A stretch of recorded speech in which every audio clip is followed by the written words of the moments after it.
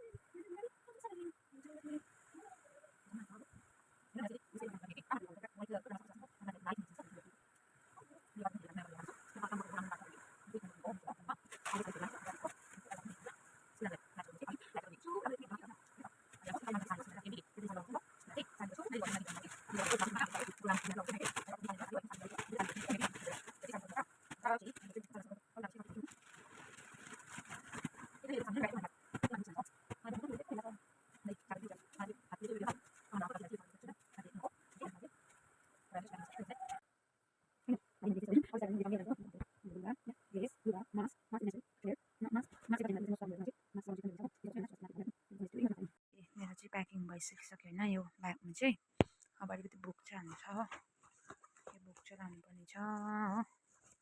अब यो बुकहरू बोकेर चाहिँ माथिबाट चाहिँ लाउँछु किनकि 1 2 3 4 5 6 बुक 7 बुक 8 बुक चाहिँ तल छ। ठ्याक्क बन्द छ। अन्त चाहिँ अब हाल्नु छ, के पनि हाल्दैन यहाँ चाहिँ यति नै हो। अब अन्त यहाँ एउटा सानो ब्याग छ होइन, यसमा चाहिँ सधैँ अब सिलगढीमा पुगेर चाहिँ खानेकुराहरू किन्छु होइन, त्यो लिएर जान्छु। यसमा चाहिँ काँक्रा टिप्न आएको हो। अघि तर आप्पाले टिपिदिनु भइसकेछ होइन, टिप्नु चाहिँ टिप्दिनँ होला, हेर्नु न कस्तो दामी फलेको छ कि। अनि त्यहाँनिर अरू ठाउँमा पनि देखाउँछु ल। अघि यहाँ टिपेर राखिदिनु भएको छ होइन, टिप्नु पनि सक्दिनँ। ए यसरी टिपेर राख्नुपर्छ नि त काँक्रा चाहिँ। यहाँ पनि टिपिराखिदिनु भएको छ।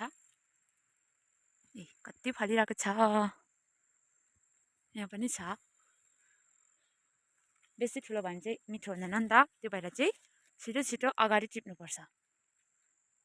यो चाहिँ करेलाको बोट हो।